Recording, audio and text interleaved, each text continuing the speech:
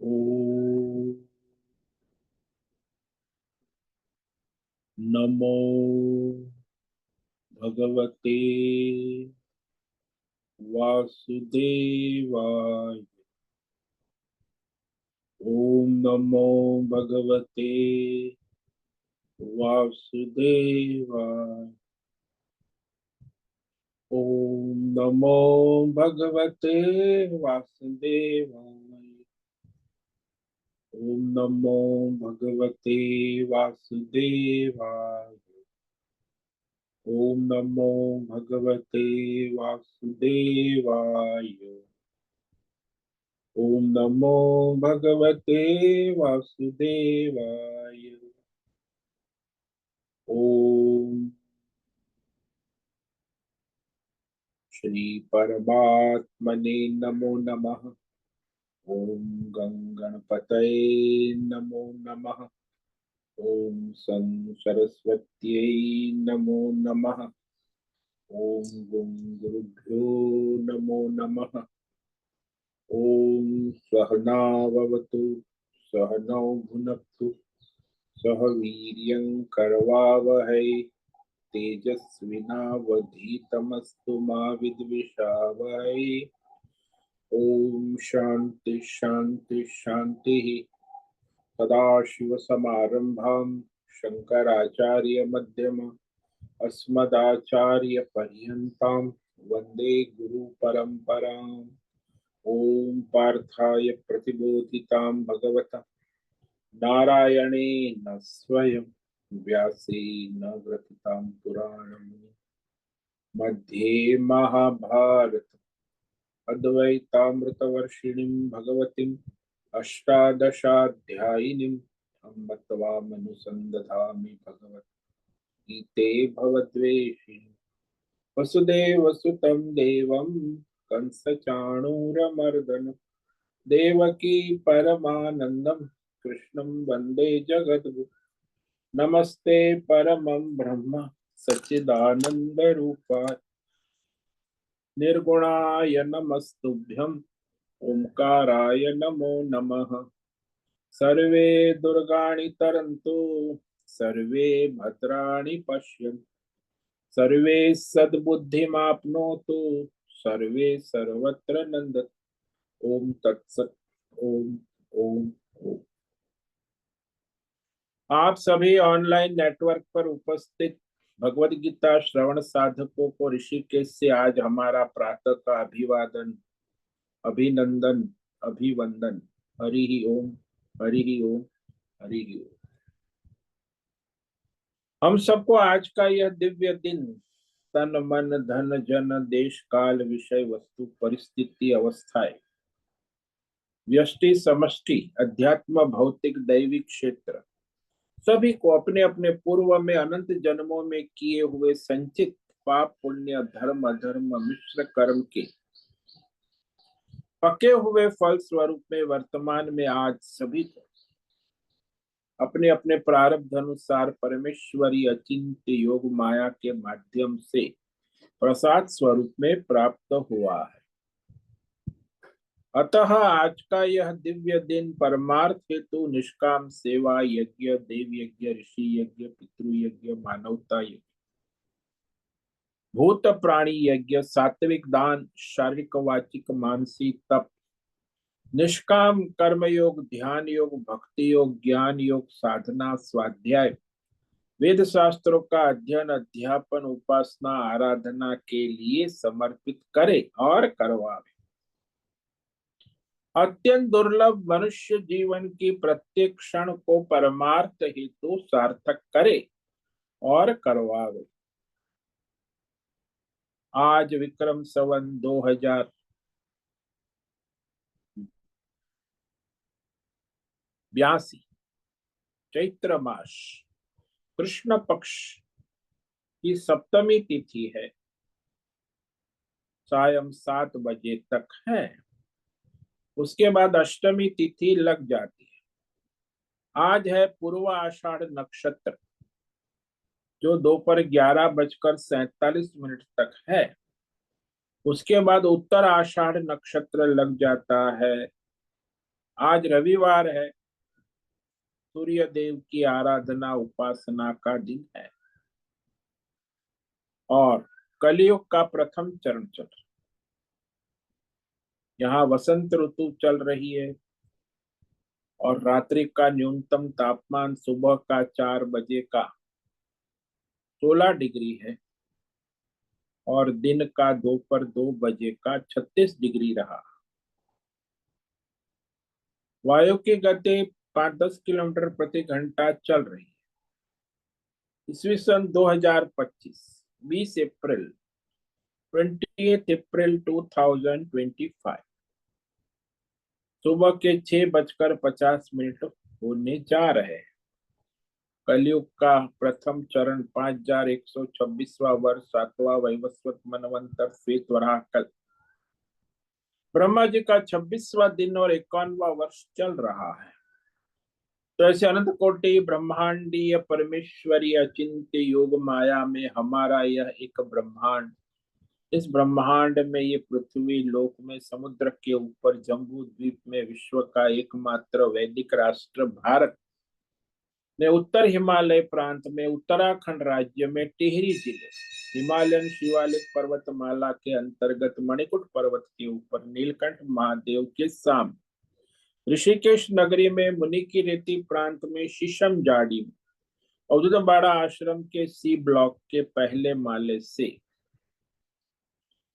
5 number कमरे से गंगा किनारे से हम स्वामी उत्तमानंद सरस्वती भगवत गीता के आचार्य शिष्य स्वामी चिन्मयानंद सरस्वती महाराज चिन्मय मिशन कैवल्याद्वैत वेद व्यास भगवतपाद शंकराचार्य की श्रृंगेरी संन्यास परंपरा से शिक्षित दीक्षित सनातन वैदिक भारतीय हिंदू धर्म अनुसार संपूर्ण भगवद गीता ज्ञान यज्ञ ऑनलाइन चैतन्यमय जीवंत लाइव प्रसारण के अंतर्गत व्याख्यान माला में अध्याय 11 विश्व रूप दर्शन योग के श्लोक नंबर 41 से 48 तक सार दर्शन करेंगे साप्ताहिक, और यह संस्कृत एवं हिंदी में दिव्य पवित्र सरल व्यावहारिक सटीक पूर्ण वर्ण अक्षर पद वाक्य पंक्ति श्लोक अध्यायों की संगति संधि अन्वय शब्दार्थ वाक्यार्थ भावार्थ रहस्यार्थ के यथार्थ तात्पर्य सहित वैदिक शास्त्र वेद व्यास साहित्य शंकर भाष्य एवं परंपरागत सन्यासी आचार्यों की टीका टिप्पणी सहित आज यह व्याख्यान करेंगे। कृपया आप सभी श्रद्धा भक्ति ध्यान से परिपूर्ण होकर के यह दिव्य श्रवण साधना करें। इसमें से कुछ ग्रहण करे, कुछ धारण करे, कुछ अपने जीवन में चरितार्थ करे और उसमें निरंतरता लाए।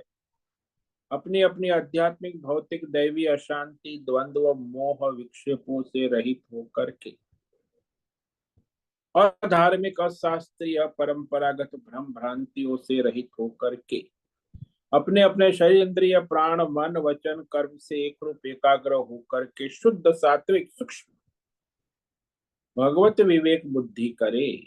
वेद शास्त्र एवं आचार्य परंपरा अनुसार विवेक करे और करवाए।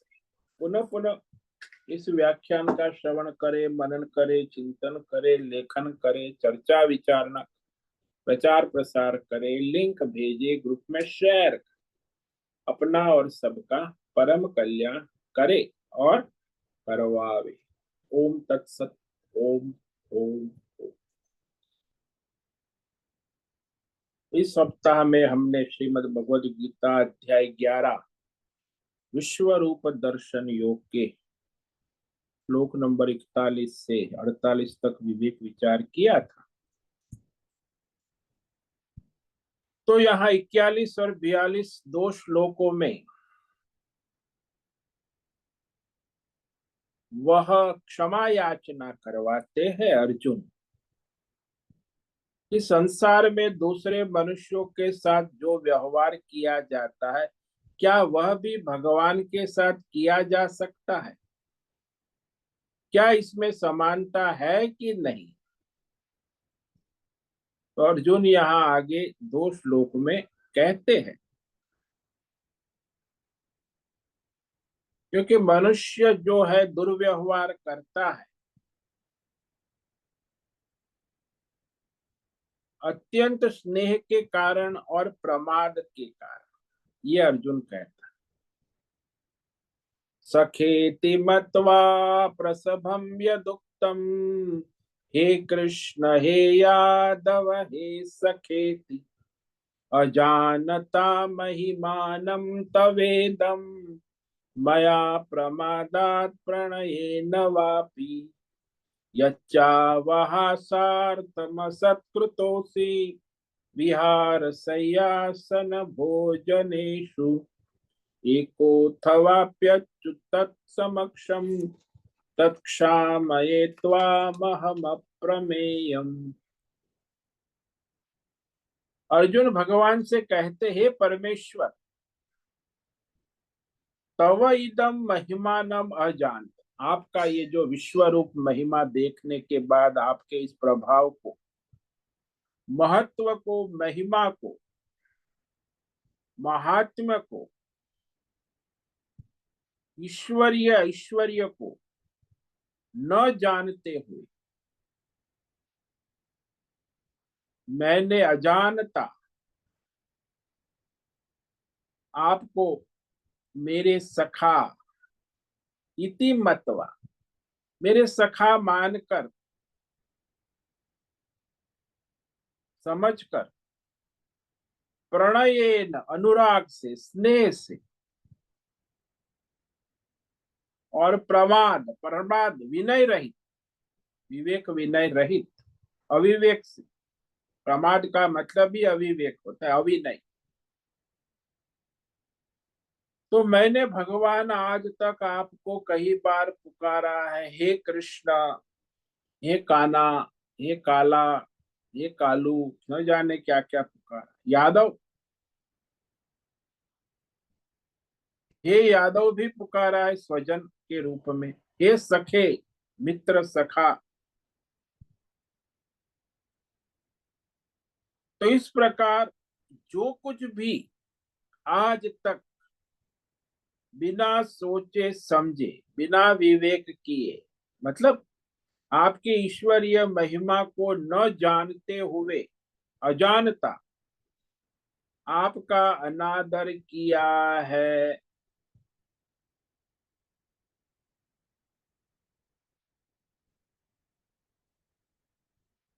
तो न जाने मैंने क्या क्या प्रसभम, अविनय पूर्वक व्यवहार किया है, अनादर पूर्वक व्यवहार किया है। तो हे अच्युत, भगवान जो अपने पूर्ण स्वरूप में नित्य उपलब्ध रहते हैं, यह जो कुछ भी मेरे द्वारा अवहासार्थम, यानी हास परिहास के द्वारा, विहार, यात्रा में, विहार में, शय्यासन, शय्या आसन, सोते वक्त, भोजनेषु, भोजन के समय, एक अकेले में, एकांत में, अथवा तत्क्षमम, लोगों के सामने, अपि असत्कृतम, मैंने आपका अनादर किया है, अभिनय किया है, तो असत व्यवहार किया, असत्कृत, असत व्यवहार किया है,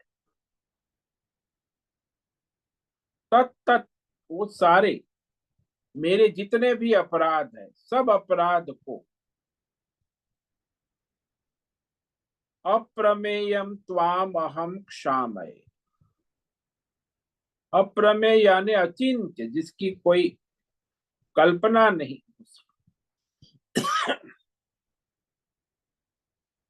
अचिंत्य प्रभाव वाले आप विश्व रूप परमेश्वर से मैं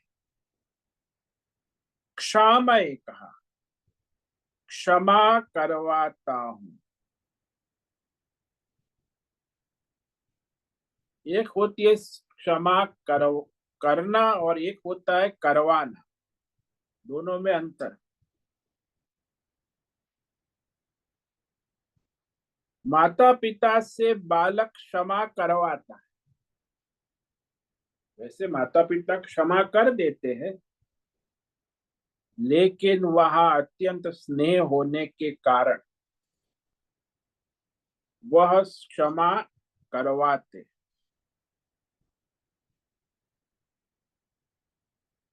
तो इसलिए आप भी मुझे क्षमा करें। कैसे? बोले माता पिता सखा के समान, आगे कह रहे हैं।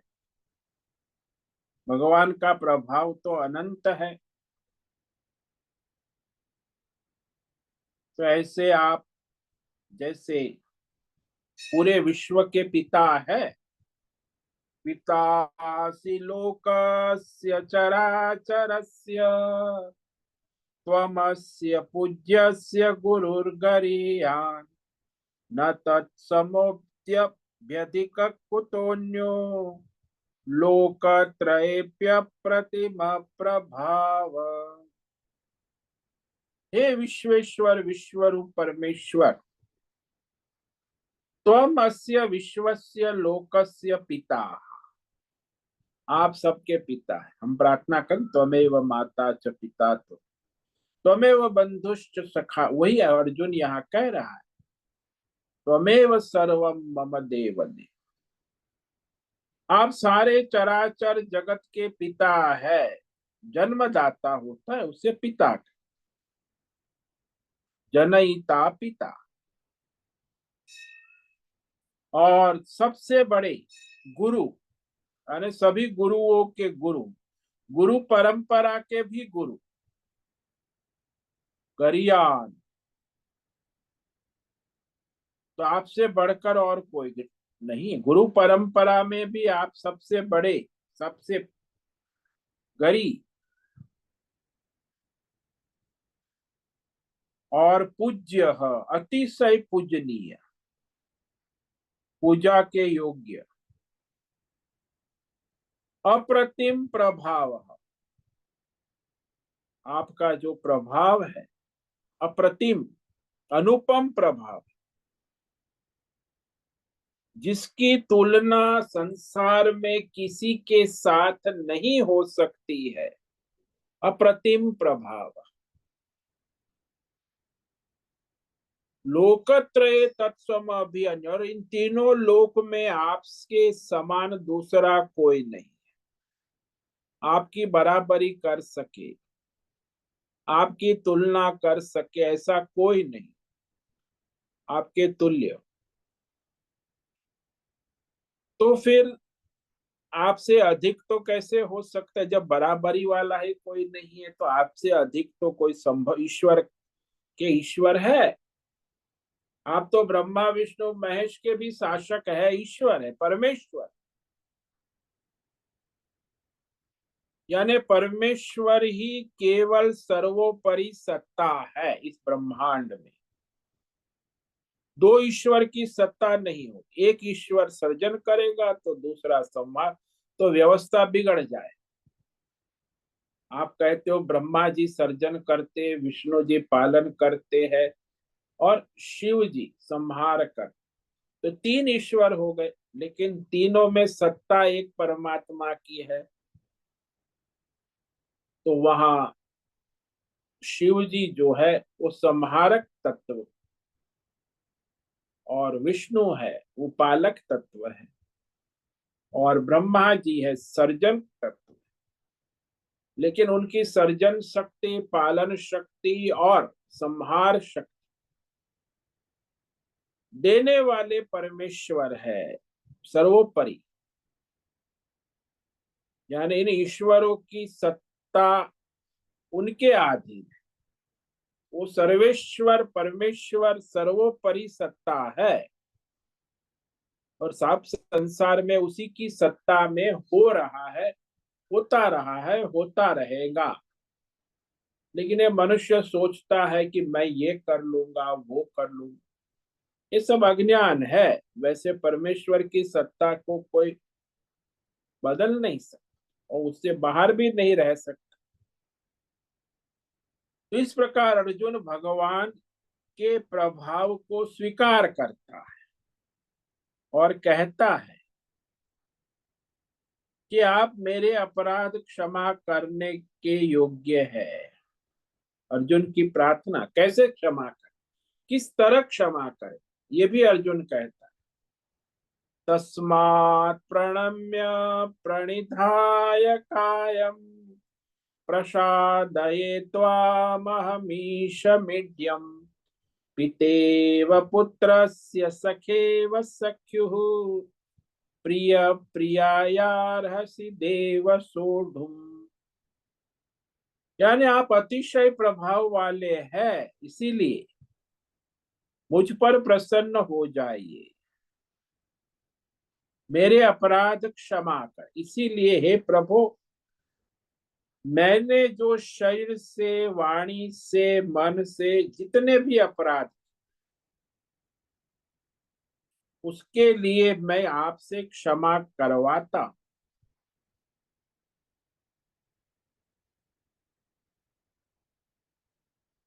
तो भली भांति अहम कायम प्रणिधाय, मैं अपने आप को आपके चरणों में दंडवत समर्पित करता। यानी दंडवत प्रणाम है ना, वो अहंकार की शून्यता का प्रतीक। बाकी आजकल जो 10 डिग्री से लेके 90 डिग्री 180 डिग्री तक नहीं जाएगा, तब तक अहंकार रहता है। 180 डिग्री में अहंकार की शून्यता हो, यानी प्रणाम में सर्वश्रेष्ठ प्रणाम है दंडवत प्रणाम। मैं आपके चरणों में दंडवत प्रणाम निवेदन करके, ईडियम आप स्तुति करने योग्य परमेश्वर ईश्वर, मुझ पर प्रसन्न होने के लिए प्रार्थना करता। मुझ पर प्रसन्न होइए, कृपा करिए, अनुग्रह करिए, मैं आपको प्रसन्न करता हूं और आप मुझे क्षमा करें। कैसे करें? बोले हे देव, हे परमेश्वर, जैसे पिता पुत्र के अपराध को क्षमा करता, पितृवत क्षमा कर। पिता कहता रे शिशु है, बालक है, ना समझ है, तो पिता क्षमा करते। सबसे ज्यादा हमारे जीवन में हमको क्षमा करने वाले परमेश्वर है, लेकिन परमेश्वर के प्रतिनिधि के रूप में माता पिता ही सबसे ज्यादा क्षमा करते, क्योंकि इतने अपराध वो बालक शिशु कर ही आया। आप अपना हिसाब लगाओ, जन्म से लेके आज तक तो अनंत अपराध किए माता पिता के साथ, लेकिन आपको पता ही नहीं। तो नासमझी में होता है, अज्ञान से होता, और सखा वहां स्नेह से होता है। वहां वो बालक माता पिता के साथ दुर्व्यवहार, वो अज्ञान से, अविवेक से, ना समझ। यहाँ सखा, सखा मित्र जो है, उसमें आत्मीय भाव है, स्नेह है, और स्नेह से अपराध है। और उसमें अर्जुन कहता है कि अत्यंत स्नेह के कारण भी मैंने अपराध किए हैं, उसे आप क्षमा कर। प्रिय प्रियाया, प्रेमी प्रेमिका, वहां भी अत्यंत स्नेह होता है, राग होता है। तो जैसे प्रेमी प्रेमिका के अपराध को सहन करती है, प्रेमिका प्रेमी के अपराध को सहन करती है, करते हैं दोनों परस्पर। प्रिय प्रियाया, ठीक वैसे ही आप मेरे अपराध सहन करें, सोढुम सह ले, बर्दाश्त करें। इसका मतलब क्षमा करें। आप झेलते हैं ना, तो ये सारा उसका अर्थ यही होता है, क्षमा कर दे। उस क्षमा करने में आप समर्थ है, अर्हसी। तो सारे के सारे जो अपराध मैंने किए हैं आपके साथ, उस सारे अपराध को आप सहन करते हैं, करते आए हैं, तो उसे आप क्षमा करने में समर्थ, अर्हसी। मेरे कल्याण के लिए मेरे सारे अपराध के समुद्र से मेरी रक्षा करे, क्योंकि अनंत अपराध, अगणित अपराध। इस प्रकार कहने के बाद अर्जुन भगवान को सौम्य रूप, चतुर्भुज श्री कृष्ण रूप दर्शन की प्रार्थना करते। आगे 2 श्लोक। अदृष्ट पूर्वम वृषितोस्मि दृष्ट्वा भयेन च प्रव्यथितं मनो मे तदेव मे दर्शय देवरूप प्रसीद देवेश जगन्निवास। अदृष्ट पूर्वम, पहले न देखे हुए आपके इस आश्चर्यमय विश्व रूप को देखकर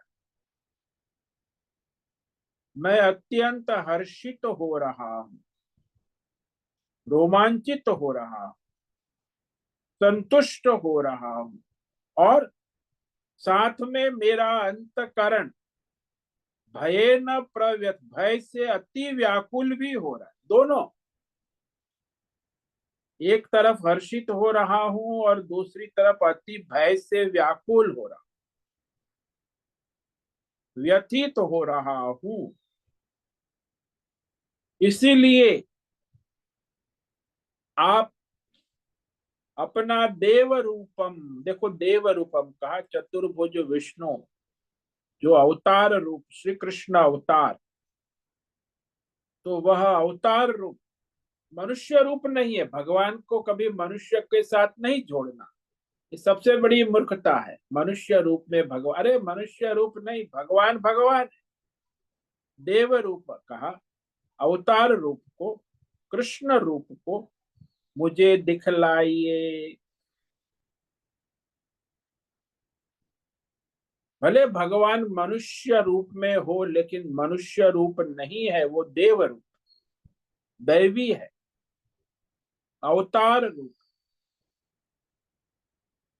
तो वह आपका दैवी अवतार स्वरूप श्री कृष्ण मुझे दर्शन करा, दर्शय देवेश। आप तो सभी ब्रह्मा विष्णु महेश के भी ईश्वर है, ईश्वर शासक, देवों के देव, जगन निवास, जिसमें सारा कण कण क्षण क्षण नित्य निवास करता है। आप मुझ पर प्रसन्न होइए, प्रसीद।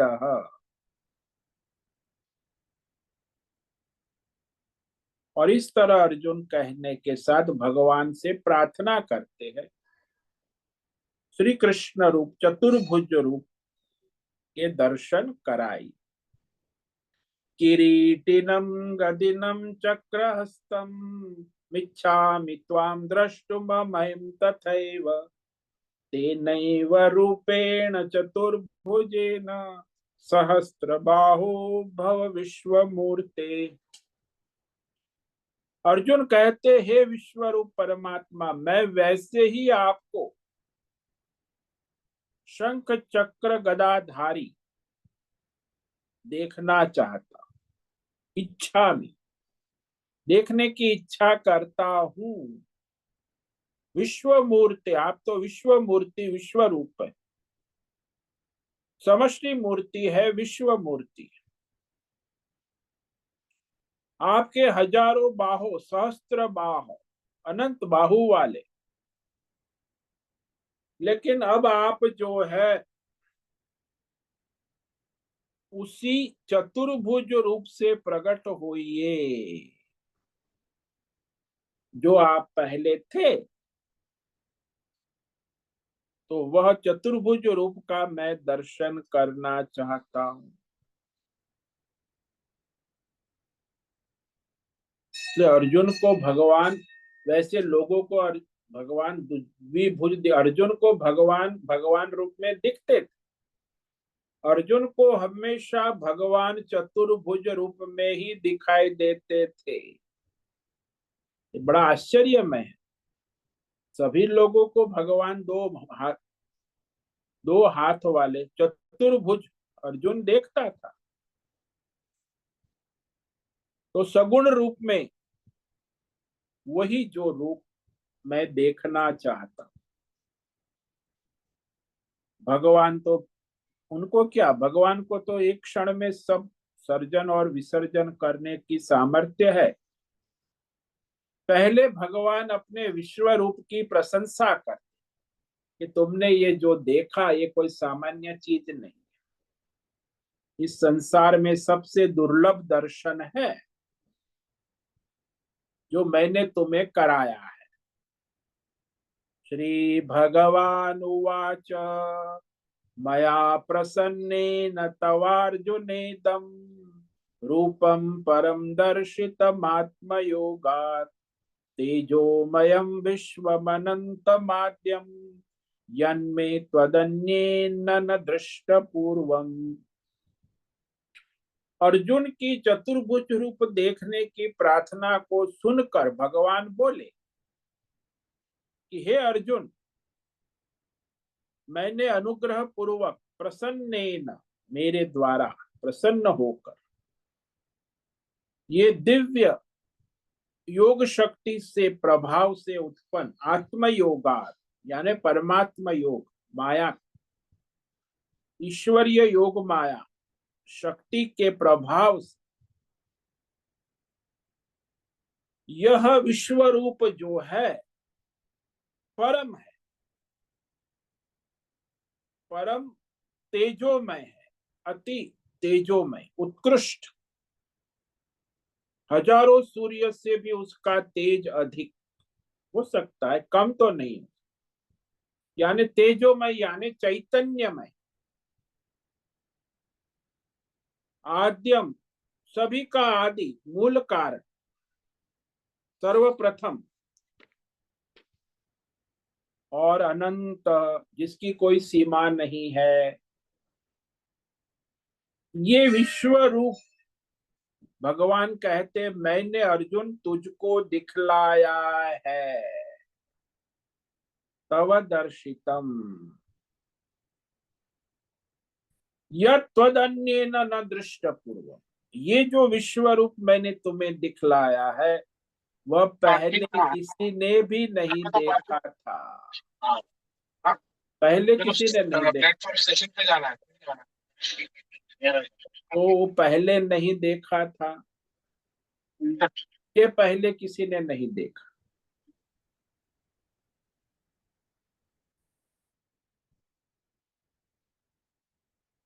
तो ये कहते हैं भगवान, और भगवान विश्वरूप दर्शन की प्रशंसा कर कर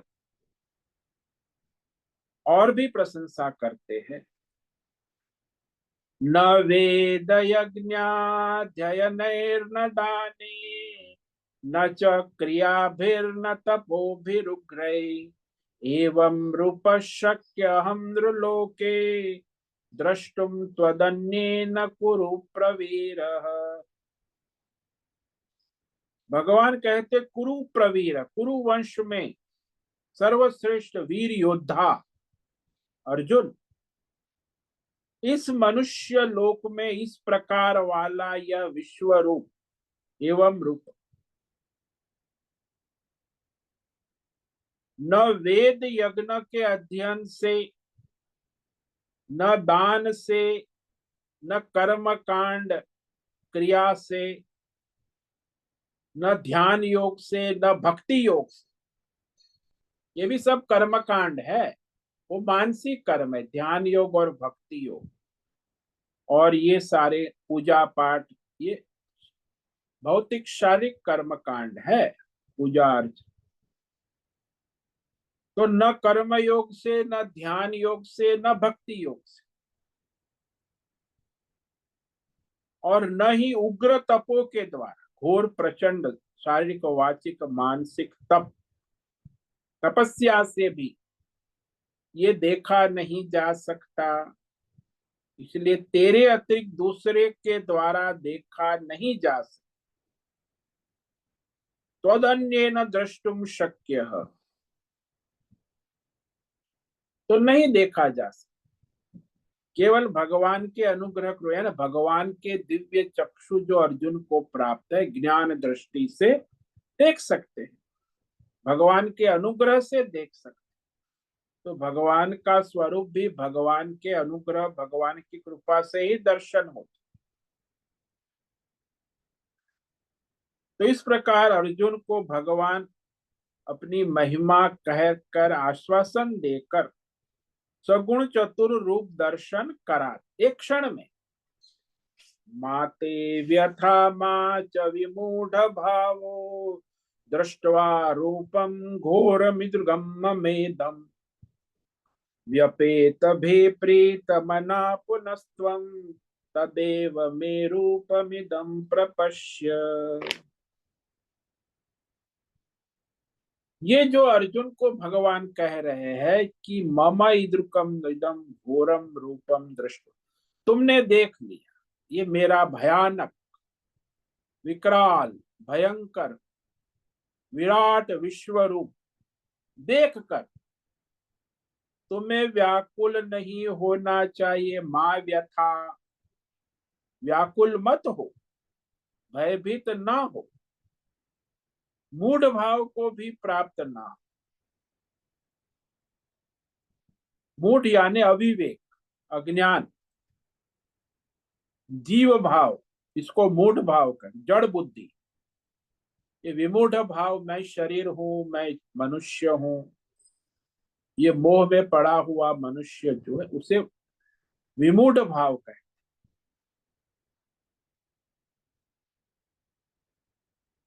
तो इस तरह तुम्हें विमूढ़ भाव को प्राप्त नहीं होना चाहिए। यहाँ संसार में जो है ना, लोग क्या देखते हैं, वो एक साधक मुझे कल कह रही थी, अरे वो तो एक कपड़ा सेम पहनती ही नहीं, उसके रोज अलग अलग ड्रेस होते हैं। तो मैंने कहा तुझे क्या दिखता है, केवल ड्रेस ही दिखता है? अरे वो एक महिला है, स्त्री है, वो नहीं दिखता, नहीं ड्रेस ही। तो लोग उसकी बुद्धि विमूढ़ भाव, केवल मनुष्य को भी नहीं देखते, उसके ड्रेस को देख, इतना विमूढ़ भाव। कई लोग मनुष्य शरीर देखते हैं, स्त्री है, सुंदर है। कई लोग उसकी वाणी को देखते हैं, अरे उसकी वाणी कितनी मधुर है। कई लोग उसकी बुद्धि को देखते हैं, ये सब विमूढ़ भाव, कितनी बुद्धिमान है, फिर विमूढ़ भाव। कोई उसकी अंतरात्मा परमात्मा स्वरूप से उसे नहीं। कोई कहते हैं स्त्री है, ये रामू की माँ है, वो मेरे लिए देवी है। कोई कहे नारायणी है, नारायणी कहना ठीक है, बाकी ये जो स्त्री कहना, पत्नी कहना, बहन कहना, ये सब विमूढ़ भाव। क्योंकि भगवत भाव केवल नारायणी में ही आता। कोई भी स्त्री है वो नारायणी है, नारायणी नमोस्तुते। तो विवेक, तब तक वो विमूढ़ भाव है। संसार में लोग संसार में देखते इसी को विमूढ़ भाव का, विशेष रूप से मूढ़, जड़ बुद्धि, मोह में पड़ा हुआ स्वभाव वाला विचारो, जीव भाव, इसी को अज्ञान कहते। त्वम व्यपेत भी, भगवान कहते इस विमूढ़ मोह भाव से अर्जुन बाहर निकल, नहीं होना चाहिए। मां विमूढ़ भाव, तुम्हें ये विमूढ़ भाव नहीं होना चाहिए। विवेक करो, भय रहित हो जाओ और प्रीत मना, प्रीति युक्त मन वाला होकर अब मेरे पहले वाले जो है इदम सगुण साकार श्री कृष्ण रूपम, रूपम मतलब श्री कृष्ण रूप को फिर देखो, पुनः देखो। क्योंकि विश्व रूप के पहले तो नहीं दिख, विश्व रूप देख रहा था, तो अब भगवान विश्व को समेट लिया है, इसका अर्थ ये हुआ। और ये भगवान श्री कृष्ण रूप में उसके सामने उपस्थित है और कहते हैं कि अरे अरे अर्जुन, हाथ थपथप, अरे देखो मैं श्री कृष्ण रूप में तेरे सामने। वैसे श्री कृष्ण रूप और विश्व रूप में कोई फर्क नहीं है, वह समष्टि परमेश्वर रूप है और ये व्यष्टि अवतार रूप एक ही है, परमार्थता दोनों एक, चाहे श्री कृष्ण हो चाहे विश्व रूप। तो आज रविवार है, इसीलिए हम इस पर और कल विचार करेंगे इस श्लोक पर। तो जो भी किसी साधक को कोई प्रश्न है तो प्रश्नोत्तरी का समय है।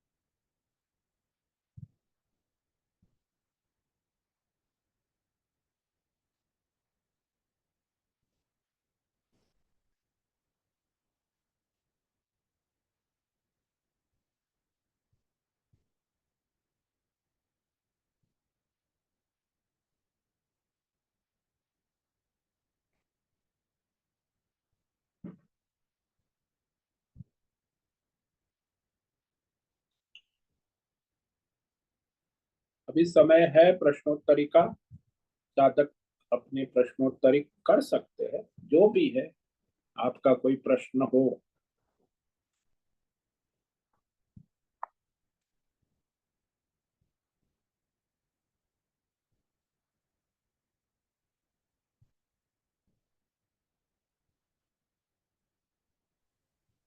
स्वामी जी प्रणाम। हाँ नीरज बोलो।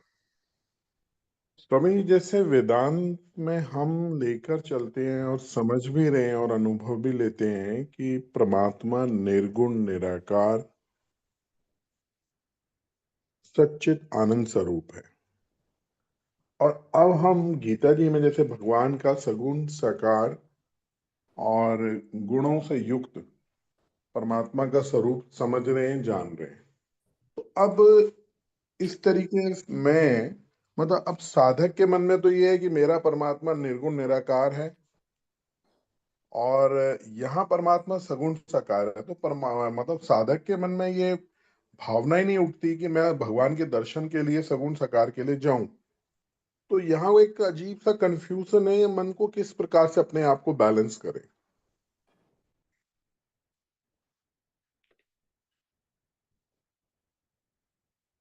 देखो, ये जो प्रश्न है इसमें पहले ये समझना होगा कि आप साधक है कि संसारी है कि आत्मज्ञानी है, आपकी दृष्टि क्या है। उस दृष्टि से आप ईश्वर की ओर देख सकते। यदि आप संसारी है तो भगवान को सगुण रूप से मंदिर में पूजिए, सेवा करें।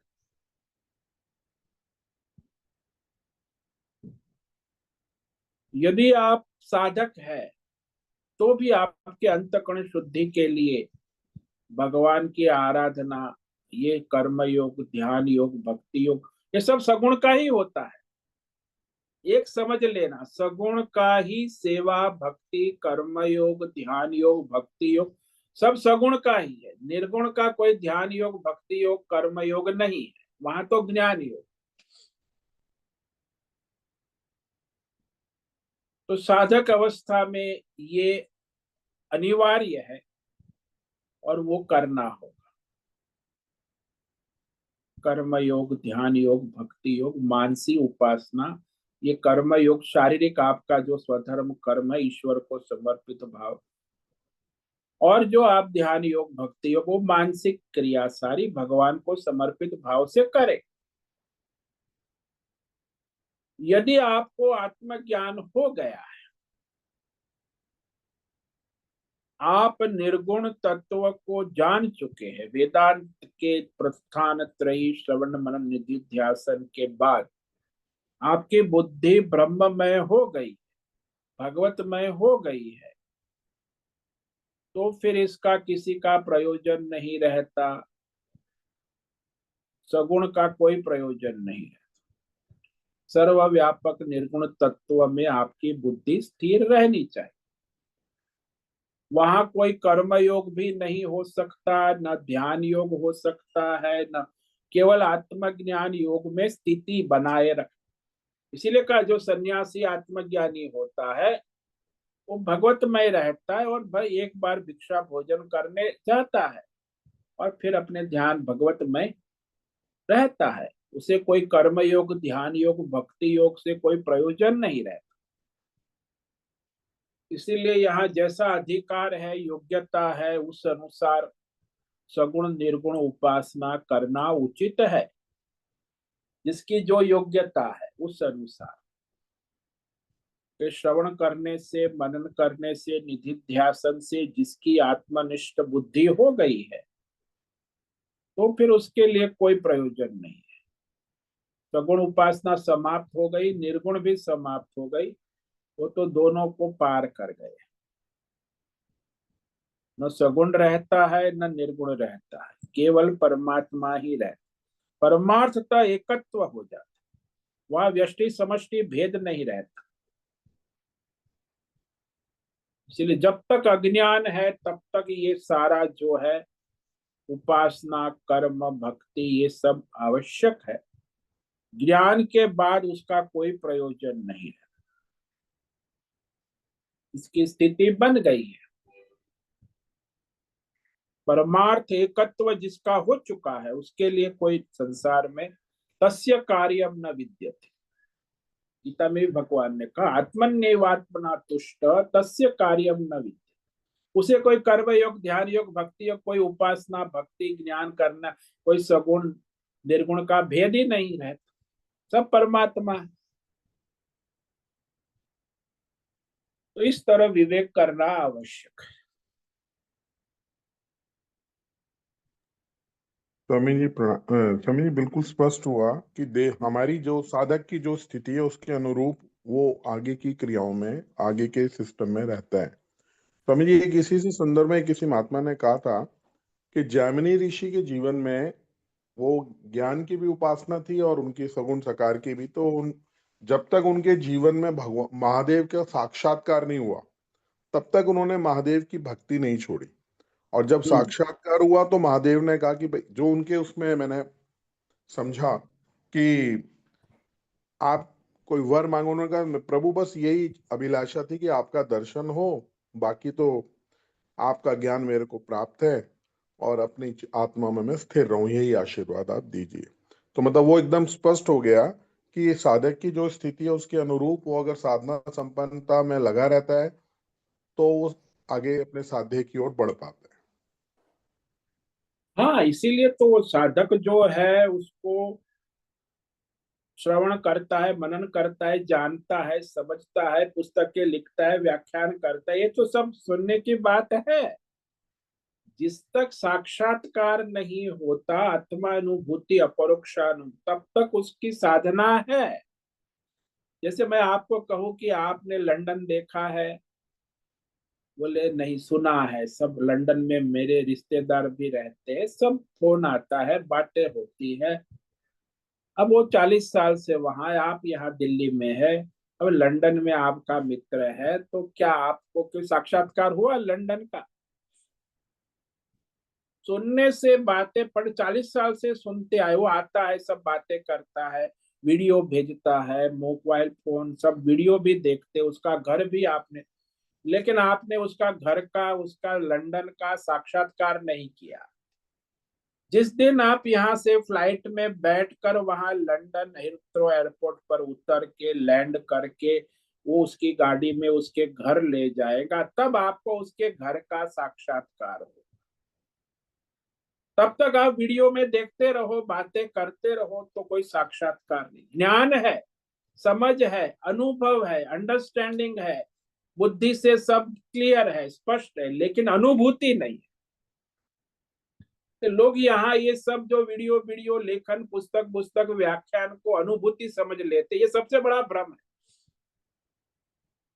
वो तो साधन है। चाहे आप पुस्तक लिख लो ब्रह्म के ऊपर, बड़ी आपकी बेस्ट सेलिंग पुस्तक हो जाए, या आप कोई प्रवचन कर लो, अंतरराष्ट्रीय प्रवक्ता हो जाओ, और वेदांत सब प्रवचन करते ही आजकल कितने सन्यासी, उससे तो कुछ बात बनती नहीं। वो परोक्ष ज्ञान है, ठीक है साध। जब तक अपरोक्ष ज्ञान नहीं होता तब तक ये सारे साधन सहायक है। अपरोक्ष ज्ञान के बाद उसका कोई प्रयोजन नहीं रहता है। आजकल जो मनुष्य अपरोक्ष परोक्ष ज्ञान को ही अपरोक्ष समझ लेते हैं, तो पागल समझना चाहिए, मूर्ख है।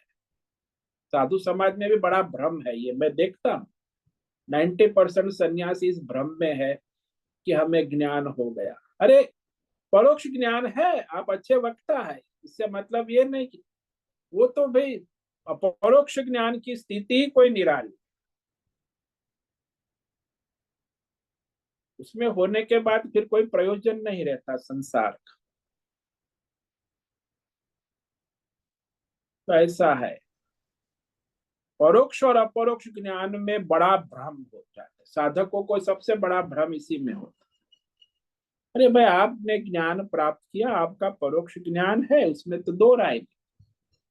आप अच्छा लिखते हो, समझते हो, बोलते हो, विचार करते हो, विवेक करते हो, बड़ा अच्छी बुद्धिमानी है, उससे थोड़ी अनुभूति हो जाती।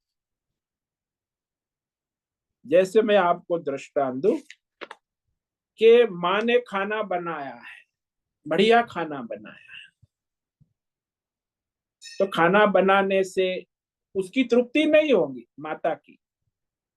खिला दिया अपने परिवार स्वजन बच्चों, तो भी उसको तृप्ति नहीं होगी।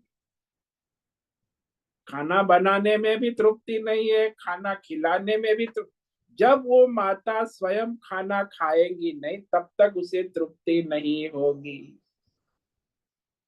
ऐसा है। आप पढ़ लो, पढ़ा लो, ये सब कर लो, ठीक है, समझ लो सत्संग, वास्तविक तो वहां अनुभूति है ना, अपरोक्ष अनुभूति, परमार्थ एकत्व, जहां कोई भी भेद भ्रम नहीं रहता।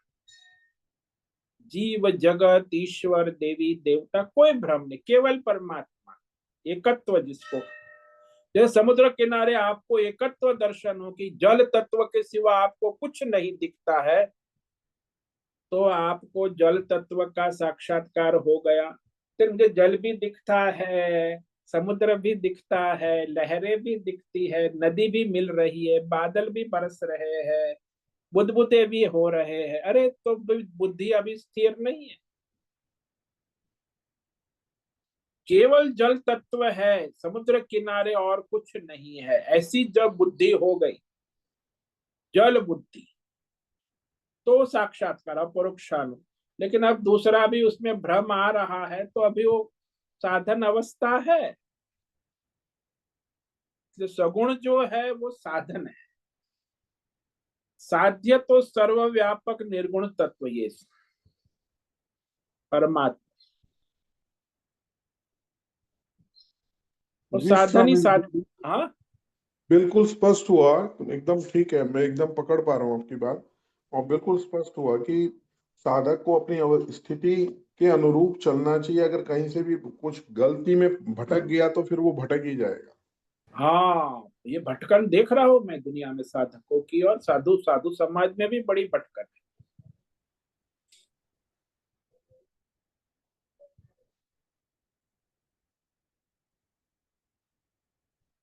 इसलिए सावधानी पूर्वक अपनी योग्यता के अनुसार साधन करना आवश्यक है।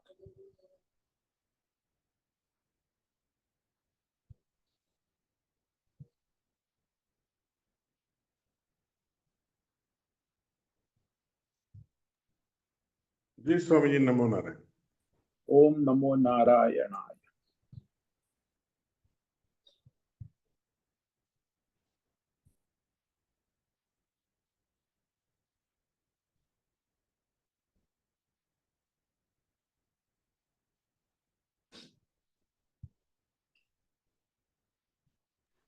ओम नमो नारायण। हाँ बोलो उषा। स्वामी जी, ये थोड़ा हटके है, मतलब ये जो वेदांत कहते हैं ना, वेद का अंत बोलते हैं, बट उसका एक्चुअली क्या है? उसका वेदांत का जो अर्थ है वो है उपनिषद प्रमाण। उपनिषद नाम वेदांत। उपनिषद उसे कहते हैं जिसमें केवल परमात्मा तत्व के ज्ञान का प्राधान्य है। परमात्मा ज्ञान, तो परमात्मा ज्ञान कहो, उपनिषद कहो, वेदांत कहो, भगवत गीता कहो, बात एक ही है। ओके, हाँ वही मुझे कंफ्यूज, सब एक ही है ना? हाँ, परमार्थ ज्ञान। बाकी जो वेद है ना, वेद में फिर सारा भौतिक, साइंस एंड टेक्नोलॉजी, हाँ आध्यात्मिक, दैवी देवी देवता सब ज्ञान है। वेद में सब खिचड़ी है, परमार्थ ज्ञान। इसलिए जो लोग वेद पढ़ते हैं, पंडित लोग, वो उसमें सब मिलावट हो जाती है, भौतिक, अध्यात्म, दैव और पर। लेकिन यहाँ वेदांत में तो केवल परमार्थ ज्ञान ही है, केंद्र में परमार्थ। यहाँ उन्हें मोक्ष शास्त्र है। वेदांत तो मोक्ष शास्त्र है, गीता भी मोक्ष शास्त्र, जिसमें केवल उपनिषद भी मोक्ष शास्त्र है, कि जिसमें केवल परमात्मा तत्व ज्ञान के सिवा और कोई भौतिक, अध्यात्म, दैव का कोई प्राधान्य नहीं है। हाँ वो है, लेकिन वो गौण है। दूसरा जो आता है परमार्थ को समझाने के लिए, भौतिक, अध्यात्म, दैव ज्ञान उसमें आता है, लेकिन उसका प्रयोजन कुछ नहीं, गौण है। मुख्य प्रयोजन परमार्थ ज्ञान ही है। तो इसका मतलब है जो हमने सब वेद पढ़ लिया, फिर हम्म, उसको समझ में आया, उसमें तो आपने जैसे कहा भौतिक और सगुण सब है उसमें, हम्म, तो हमने वो सब पढ़ लिया और अभी परमार्थ ज्ञान की तरफ बढ़ रहे, ऐसा समझा है? नहीं नहीं, आपने वेद पढ़ा तो परमार्थ ज्ञान की तरफ नहीं बढ़ रहे। नहीं अभी नहीं, तो आप, मतलब थोड़ा ज्ञान हो गया तो फिर वेदांत की तरफ, अ, वो परमार्थ ज्ञान है ना, आपने ऐसे ही कहा ना?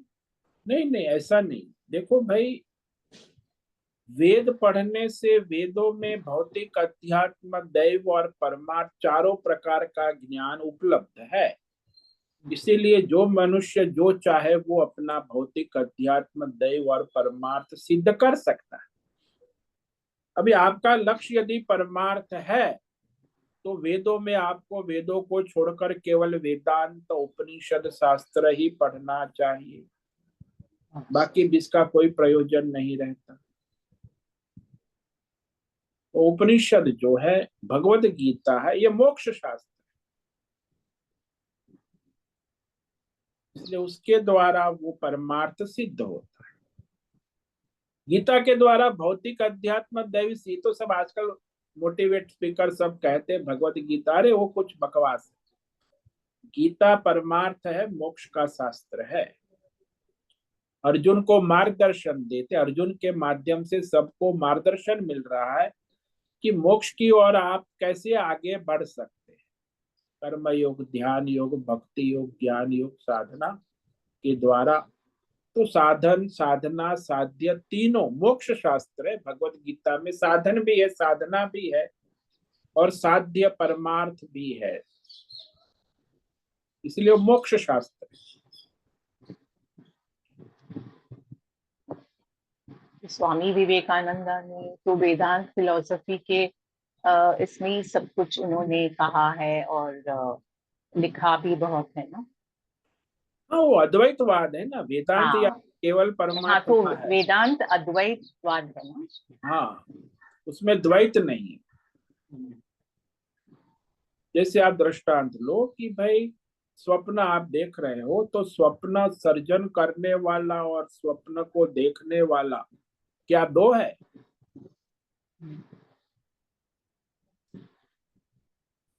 आप स्वप्न को देख रहे हो, और आप स्वप्न के सर्जक भी आप ही हो। तो स्वप्न सर्जन और स्वप्न दर्शन दोनों में कोई भेद नहीं। ऐसे ये संसार भी भगवान का स्वप्न है और भगवान ही है, इतना समझना चाहिए। भगवान ने बनाया इसीलिए सत्य है, ये भी भ्रम है। भगवान का सपना है और भगवान है। आपका सपना और ये तो अज्ञान है ना। जैसे जो भगवान है और भगवान की माया भी है हाँ, ना। भगवान की माया भी है, ये नहीं, ये गलत, अज्ञान, ये मूर्खता है। हम्म, केवल भगवान ही है। हम्म, भाई आपका स्वप्न और आप उसमें हो क्या, जगने के बाद क्या है, केवल आप ही है। सपने में आपको दो चीज दिखती है। ऐसे सर्जन और जब तक ये विवेक हो जाए कि सर्जन करने वाला और सर्जन होने वाला दो नहीं है, एक है, यही अद्वैत ज्ञान। जब तक दो रहेगा तब तक द्वैत रहेगा। और कोई संप्रदाय वेदांती कहेगा ये, और कोई नहीं कहेगा, वेद भी नहीं कहेगा। वेद से आपको वेदांत में आना पड़ेगा। वेद भी द्वैतवाद वाला है। वेदांत ही आपको कहेगा केवल एक परमात्मा, सर्जन भी वो है, सर्जक भी वो है, दो नहीं है। मकड़ी है वही जाला है और जाला है वही मकड़ी है, दो नहीं है, एक ही है। ऐसे ही संसार और परमात्मा दो नहीं है, एक ही है। तो ये सारा भेद समाप्त हो जाए जीव, ईश्वर और जगत का, तो एक परमात्मा के सिवा कुछ नहीं रहता। जब तक आपको लहरे, समुद्रे, बुदबुदे का भेद प्रतीत हो रहा है, आपको जल तत्व का ज्ञान नहीं है। जब आपको जल तत्व का ज्ञान हो जाता है तो फिर वहां न समुद्र रहता है, न लहरें रहती है, न बुद्ध, केवल जल तत्व ही रहता है। तो अज्ञान से ही ये सब खड़ा होता है। जल तत्व के अज्ञान से ही आपको समुद्र प्रतीत हो रहा है, आपको लहरें प्रतीत, आपको बुदबुदे प्रतीत हो। जब समुद्र का अस्तित्व ही नहीं है, जब जल तत्व की दृष्टि आ जाए। ऐसे परमात्मा तत्व का ज्ञान होने के बाद ये कोई जीव जगत, ईश्वर, देवी देवता नहीं रहते। केवल परमात्मा ही परमात्मा का एकत्व सिद्ध हो जाता है। वही लक्ष्य है।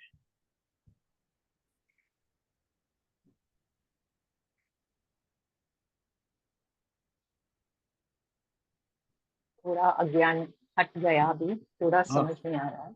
हाँ, ये तो तो अज्ञान का पर्दा तो है बहुत हाँ, बड़ा। थोड़ा हटता है फिर वापस आ जाता हाँ, वही होता है, वही होता है।